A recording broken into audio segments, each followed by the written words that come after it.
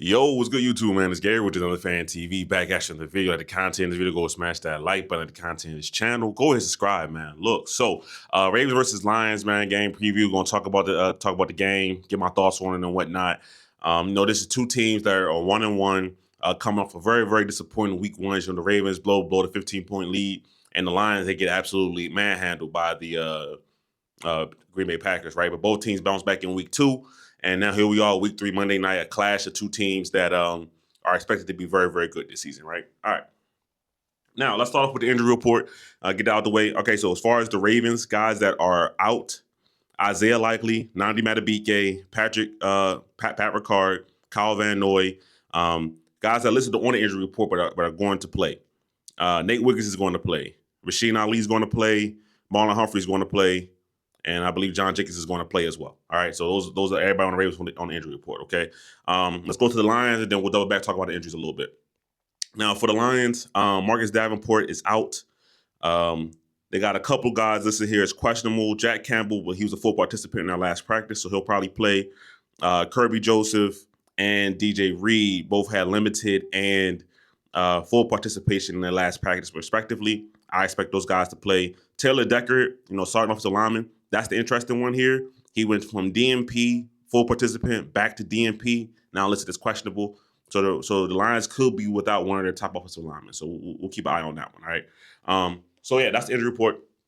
And then talking about the Ravens real quick, all right? Nandi Madubuike is a big one, right? That's the big one, and particularly because this is a neck injury and they don't really know what caused it, right? When you hear things like that, that's a major cause for concern, right? I doubt that Nandi Madubuike is just going to be out for this one game, right? So he's probably going to be out several weeks with this injury, and that's not great news for the Ravens, if we're being completely honest, right? They're already kind of lacking in true difference makers up front, and Nandi Madubuike was one of those true difference makers up front, right?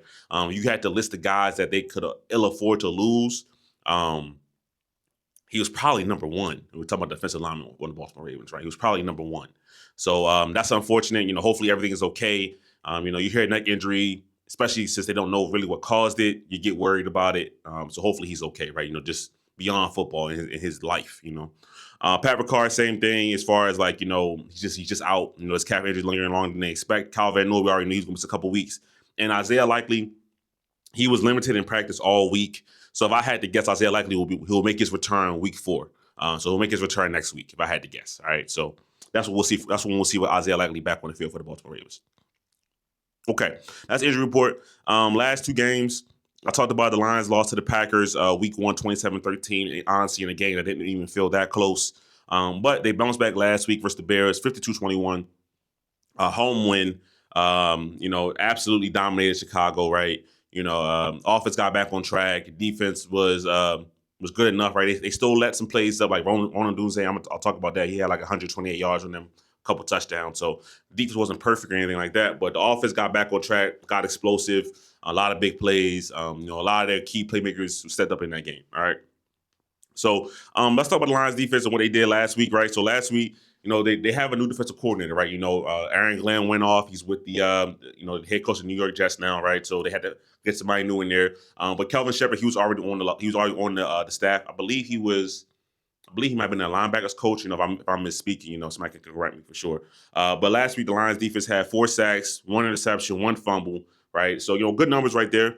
But like I said, they still had Roman Dunze give up. They still gave up 128 yards.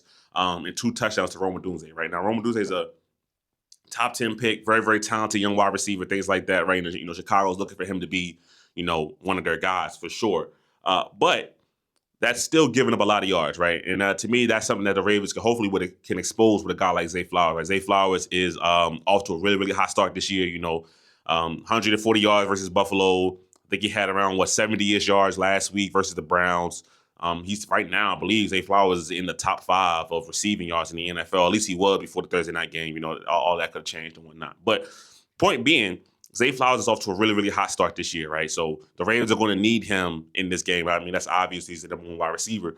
But it's the more of the fact, though, that the Lions have shown that they can give up these kind of yards to receivers right now. All of us are different, things like that. But if one thing the Ravens are going to do, they're going to make it a point and a factor to get Zay Flowers to football, right? So I'm looking out for that. Now, as far as the Lions defense, they're very aggressive, like to play a lot of man coverage. That's what I'm looking out for. I'm looking out for our wide receivers. Can they get open, right? Zay Flowers is great at that, especially when they get him in motion. Even if you want to line him on the outside, Zay Flowers is pretty good enough to get open without emotion, right? But really, Rashad Bateman, right? I'll talk about him later, but can he get on track, right? He's supposed to be a guy that when teams line up and want to play man coverage, he's supposed to get open. DeAndre Hopkins, all right? He's a no separation guy, right? Absolutely zero separation. But can you go up when Lamar Jackson's going to throw you one of these passes when one-on-one coverage, make the play? You've done it the first 2 weeks of the year. Can we see it again for a third week, right? So that's what I'm looking out for from that perspective, right? Now, talking about the Lions offense, right? This Lions offense was, they were a net versus the Packers, right? The pass rush was getting after them. Micah Parsons' debut, they were riled up. I mean, honestly, look, through the first 2 games of the season, Packers look like the best team in the NFL right now. First 2 weeks, how much of that can we take as real? I don't know, right? That's why I'm not really even giving the stats of these guys ranked 20th in offense, because really right now it doesn't matter. After this week, I'll give some of those stats because we got 3 full games of that. But the first 2 weeks, I remember last year, first 2 weeks, New Orleans Saints, they looked like they were gonna be one of the best offenses in the league, and it kind of all fell apart for them, right? So you gotta take your first 2 weeks. It's important, but you can't get too high or too low about it, right? So. But anyway, got dominated by the Packers. They found a rhythm versus the Bears.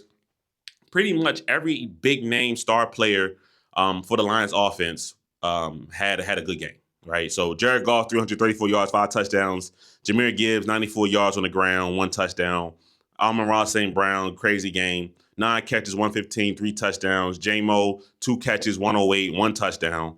So only big name Lions player that really didn't have a good game that week was Sam Laporte. I think he had like 3 for 26, right? So, and it's not because I don't think it's because he did anything bad. It was just everybody else was going off, right? So it wasn't as needed as much. I think even the backup tight end caught a touchdown in that game, right? So the Lions had a great game, right? And what it looked like to me is that the Lions got back to their old ways, right? So we're talking about a lot of misdirection, a lot of play action. They were dictating to the Bears, right? They didn't let the Bears set the tempo of the game. They dictated what they were going to do on offense, right? When you're on offense and you could do that, it makes the game a lot easier, right? When you're offense, you're not reacting, but you're dictating towards the defense. That's the kind of place you want to be in, right? So the Lions, a lot of motions, a lot of play action. Discipline is going to be very, very key this week for the Ravens, right? Eye discipline, right? Knowing where the ball is, the play action game like they were back. I'm assuming that the Lions are going to stick with that same kind of formula, right? It looked like similar to how they played under Ben Johnson, obviously, right? And then I think that game last week was a little personal for them as well. Ben Johnson was the Lions offensive coordinator, came back. They hung 50 on them on purpose. You can say they ran up the score. It's professional sports. I don't really believe in running up the score. You want to stop somebody from scoring, stop them. It's not their job to make you feel good. So I don't really believe in that. But anyway, they scored 50 points on the Bears, right? And that could be more personal and things like that. So they got back to their ways and they looked good, right? It's no denying that. So the Ravens have to be on their P's and Q's about it this week, right? I think this is going to be a big game. We'll talk about the XFactors, but a big game for guys like the linebackers, Roquan Smith, Teddy Buchanan. Can y'all do it again? Okay. And then another thing, this is like the same thing I said for last week with Joe Flacco. Now, actually, Joe Flacco might be more mobile than Jared Goff, but Jared Goff is not as old as Joe Flacco, right? So we'll give him the benefit of the doubt. He's slightly more athletic, right? We'll give him the benefit of the doubt. Either way, Jared Goff wants to be in that pocket. He's a statuesque quarterback.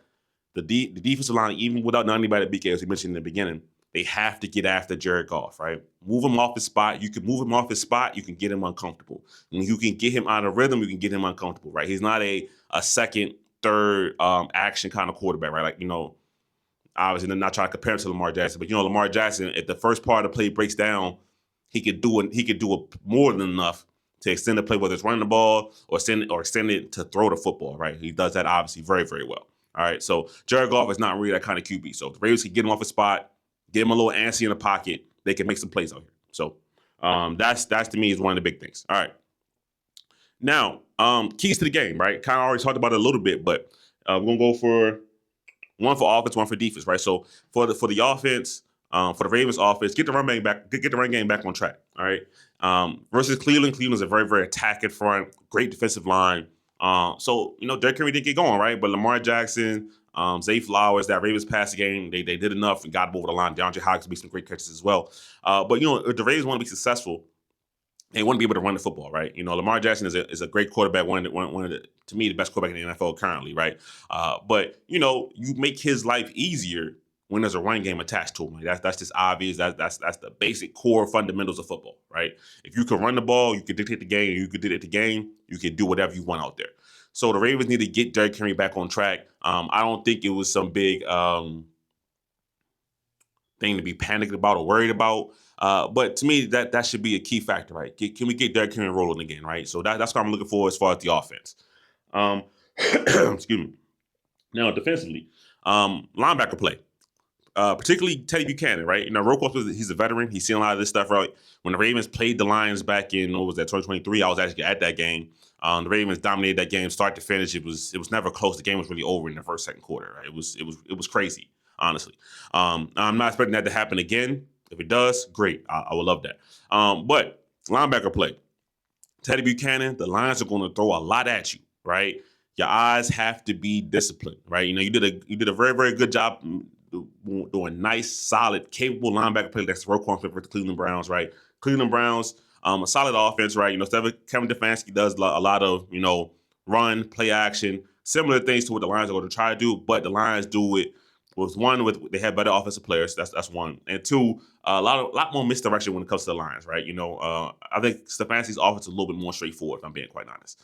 All right, now with the Lions and Teddy Buchanan, to me, that's what I'm watching out for, right? Can he be disciplined? Can he not be lost out there, right? Now, when he had his start versus the Browns, he didn't look lost for the majority of the game. He looked good. He looked solid, right? When there was a play to be made, he might have been a half step behind Roquan, but he was right there, right? So you're going to need to keep that aggressiveness, but you know they're going to try to trick you, and they might get you a couple times, but let's not make that a constant theme throughout the game.